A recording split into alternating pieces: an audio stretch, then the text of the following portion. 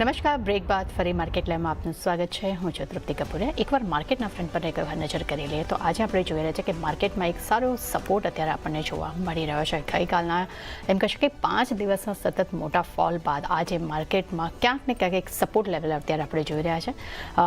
200 DMAનો એક સપોર્ટ છે 23,556નો. ત્યાંથી આજે પણ અત્યારે માર્કેટ એક સપોર્ટ લઈ રહ્યું છે. અત્યારે આપણને લગભગ 5% ઉછાળો અહીં આપણે જોઈ રહ્યા છે. સેન્સેક્સના ફ્રન્ટ પર નજર કરીએ ત્યાં પણ આપણને સારો એવો ઉછાળો છે. ત્યાં પણ લગભગ 115 પોઈન્ટનો આપણે એક ઉછાળો જોઈ રહ્યા છે અને 77,800નો લેવલ્સ અત્યારે ઉપર ક્રોસ કરી રહ્યું છે.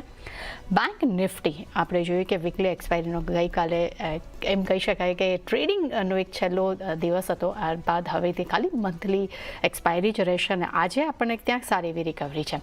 400 પોઈન્ટનો ઉછાળો અહીંયા જોઈ રહ્યા છે, જેમાં ખાસ કરીને SBI, ICICI બેંક અને HDFC બેંક સૌથી વધુ અહીંયા આપણને બેંક ઇન્ડેક્સને સપોર્ટ આપતા આપણને જોવા મળી રહ્યા છે.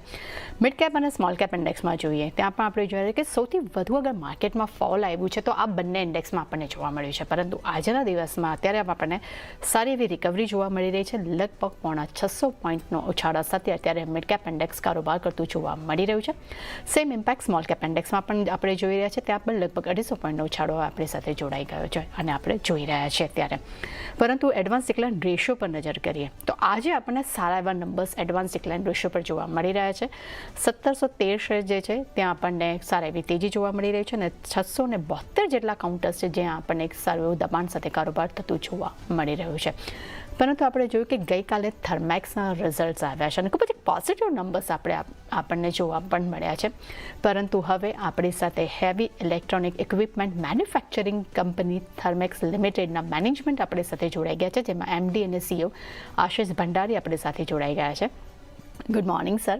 सबसे पहले मैं नंबर्स के ऊपर नज़र करना चाहूँगी. सबसे पहले नंबर्स पे अगर नज़र करते हैं वो है ऑर्डर इनफ्लो. इस बार ऑर्डर इनफ्लो के नंबर्स बहुत पॉजिटिव है. 70% का हमें ग्रोथ देखने मिला है. ऑर्डर बुक भी काफ़ी पॉजिटिव है. वहाँ पे हमें भी 30% का हमें एक इजाफा देखने मिला है ना. अगर मैं मुनाफे के फ्रंट पर नज़र कर रही हूँ वहाँ पर भी पॉजिटिव नंबर्स है. रेवेन्यू काफ़ी अच्छे हमें देखने मिले हैं. एबिटास नंबर्स भी काफ़ी पॉजिटिव है. मार्जिन के फ्रंट पर भी हमें एक अच्छे नंबर्स देखने मिले हैं. करीब हमें डबल डिजिट में इस बार हमें मार्जिन देखने मिला है. तो सर ओवरऑल पूरे इस जो रिजल्ट्स आपके आउटकम आए हैं और ख़ास करके जो ऑर्डर बुक और आपके जो ऑर्डर इनफ्लो है उसमें जो ग्रोथ देखने मिला है सर, उसको लेकर क्या आपका आउटलुक बन रहा है? नमस्ते तुलसी जी एंड आपको भी, आपके व्यूअर्स को भी.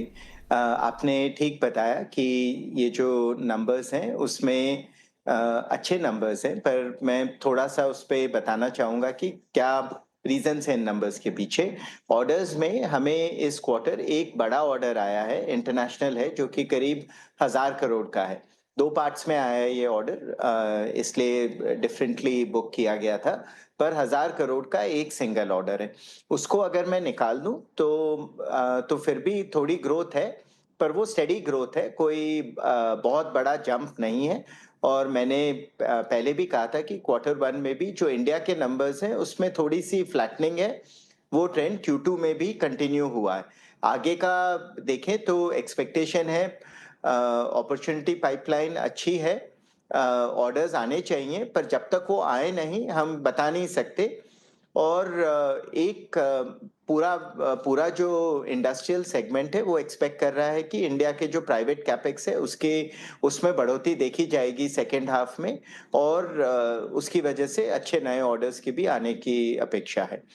मार्जिन्स में भी एक वन टाइम आइटम है जो कि महाराष्ट्र गवर्नमेंट की एक स्कीम है जिसके अंतर्गत थर्मैक्स को एडवांटेज मिला है, जो कि करीब 60 करोड़ और का एक मुनाफा हुआ है, जिसकी वजह से उसको अगर मैं निकाल दूं तो मार्जिन्स इन लाइन से थोड़े कम ही है. पर मेरे ख्याल से Q3 एंड Q4 में मार्जिन्स हमारे बेटर होते रहेंगे. 10% जो हमने इस क्वार्टर में दिया है वो नहीं, बट हिस्टोरिकल इंक्रीज साल ओवर साल वो बढ़ता रहेगा. तो मेरे हिसाब से सेकेंड हाफ थोड़ा सा वेट एंड वॉच है, बट जनरल बुलिशनेस एक्सपेक्टेशन है. और बैकलॉग थर्मैक्स का जो है वो अब अच्छा है, वो हम धीरे धीरे लिक्विडेट करते रहेंगे. सर डेफिनेटली आपने मार्जिन के बारे में तो काफ़ी डिटेल्स में बात की है, बट सर मेरा नेक्स्ट क्वेश्चन आपसे ये रहेगा कि सर खास करके मैं देख रही हूँ कि जो लेबर स्टोरेज है, इलेक्शंस का इम्पैक्ट जो है और एग्जीक्यूशन जो डिले हुआ है सर उसको लेकर आपका क्या मतलब कि कितना आपको उसके ऊपर असर देखने मिल रही है रिजल्ट के ऊपर, या तो आने वाले क्वार्टर्स पे उसका क्या इम्पैक्ट हो सकता है, उसको लेकर सर एशू में क्या आप आउटलुक देख रहे हैं? तो जो ग्लोबल इलेक्शंस है उसका इम्पैक्ट अभी तो ज़्यादा बहुत जल्दी है कहना, एंड इमीडिएटली कोई ऐसे इम्पैक्ट दिख नहीं रहा है। ओवर टाइम जब पॉलिसीज वगैरह पे ज़्यादा पता चलेगा तब इस पे चर्चा की जा सकती है। एग्जीक्यूशन डिलेज जो कि इंटरनेशनल उन पे डिपेंडेंट है, कुछ बहुत ही कम है। सिर्फ हमारा एक केमिकल्स का बिजनेस है जहाँ पे फ्रेट और ट्रांसपोर्टेशन में डिलेज हुए हैं, जिसकी वजह से हमारा इन्वेंट्री थोड़ा बिल्डअप हो गया और थोड़ा रेवेन्यू रिकग्निशन और प्रॉफिट रिकग्निशन थोड़ा कम था। वो मेरे ख्याल से Q3 एंड Q4 में वापस ठीक हो जाएगा। फाइनल जो आपका प्रश्न था, एग्जीक्यूशन डिलेज जो कि इंडिया में है, जो कि प्रोजेक्ट रिलेटेड हैं, बड़े प्रोजेक्ट्स में स्पेसिफिकली, वहां पे एग्जीक्यूशन डिलेज हुए हैं 2 रीजन से। एक, इस साल बारिश ज्यादा हुई और उसकी वजह से काफी साइट्स में बहुत डिलेज हुए हैं बारिश की वजह से, एंड काफी मतलब अनसीजनल बारिश, बहुत ज्यादा बारिश, 2 दिन में 3 दिन में पूरी साइट फ्लड हो गई। ऐसे बहुत सारे इंसिडेंट्स Q2 में हुए हैं जिसकी वजह से डिलेज हुए। इसकी वजह से थोड़े हमारे बड़े प्रोजेक्ट्स में प्रॉफिटेबिलिटी पे भी इम्पैक्ट हुआ है। दूसरी बात जो है ऑन लेबर शॉर्टेजेस साइट्स में अभी भी बहुत है, और मेरे ख्याल से अगले आने वाले पीरियड में लेबर शॉर्टेज एक सबसे बड़ा प्रश्न रहेगा लार्ज प्रोजेक्ट एग्जीक्यूशन में, और हमें इस पे थोड़ा डिफरेंट ही लुक लेना पड़ेगा बिकॉज लेबर शॉर्टेज कंटिन्यूसली हो रहा है।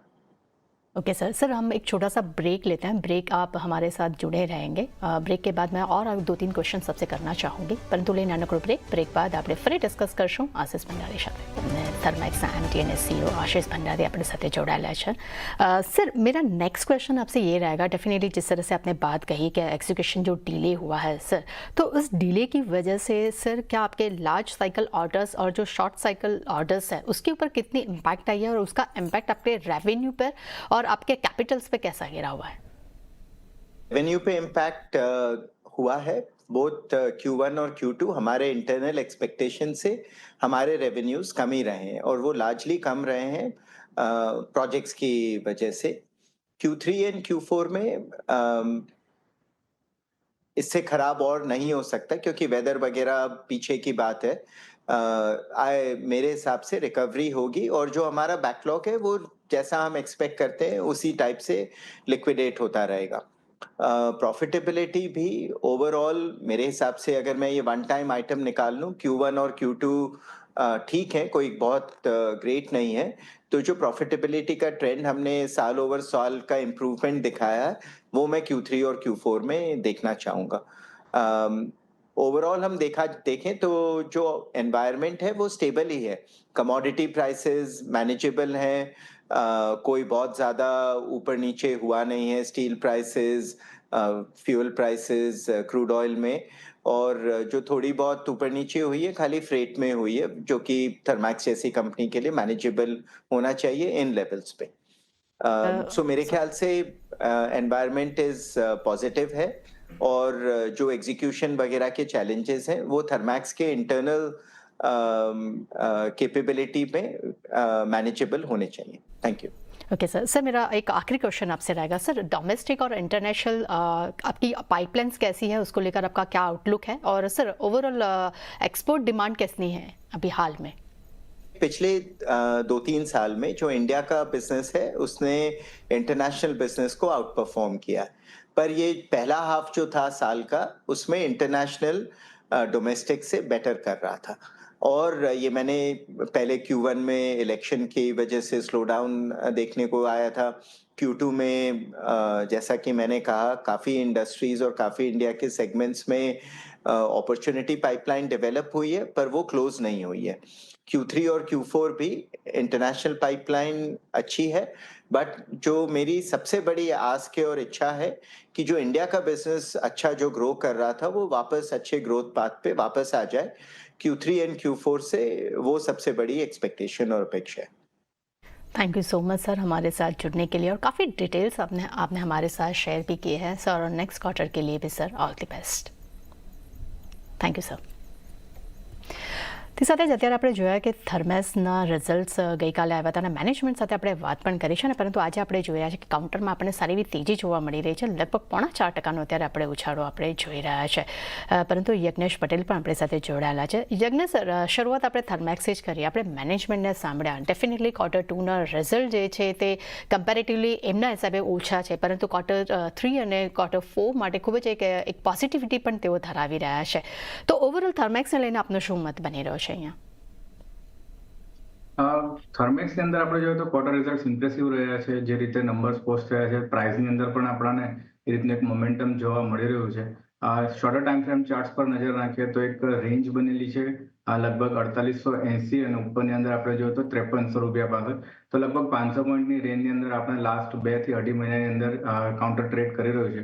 અને ઓવરઓલ લોંગર ટાઈમ ફ્રેમનો ચાર્ટ જોઈએ તો પણ એની અંદર પણ એક રેન્જ જોવા મળી રહી છે કે જેમાં આપણે હાઈસ પોસ્ટ કર્યા હતા જુલાઈ મહિનામાં ઓલમોસ્ટ અરાઉન્ડ 5800 પાસે। તો એનો જે ઇમ્પોર્ટન્ટ રેઝિસ્ટન્સ બની રહ્યો છે, નેક્સ્ટ ગોઈંગ ફોરવર્ડ જે બની રહ્યો છે, ઇમ્પોર્ટન્ટ 5300 અને 5800। મારું એવું માનવું છે કે તમારો અગર વ્યૂ મીડિયમ ટર્મનો છે કે લોંગ ટર્મનો છે તો પોસિબિલિટી છે કે આપણને 5300 અને 5800 સુધીના લક્ષ્યાંક પણ આવતા જોવા મળી શકે છે। જે રીતે નીચેમાં સપોર્ટ બેઝ બની રહ્યો છે 4800 પાસે, તો એની નીચે એક સ્ટોપ લોસ રાખવો જોઈએ 4700નો અને હોલ્ડ કરવું જોઈએ કાઉન્ટર શોર્ટથી મીડિયમથી લોંગ ટર્મ માટે। ઓકે, તો યજ્ઞેશ તરફથી ખાસ કરીને થર્મેક્સ માટે 4700નો એક તમારે એક સ્ટોપ લોસ રાખવાનો રહેશે અને ઉપર ટાર્ગેટ તમને 5300 5800 સુધીના તમને જોવા મળી શકે છે, અને જેની પાસે પોઝિશન છે તે હોલ્ડ રાખી શકે છે। યજ્ઞેશ, માર્કેટ પર તો ડેફિનેટલી તમે વ્યૂ આપ્યો છે, પરંતુ યજ્ઞેશ મારે માર્કેટને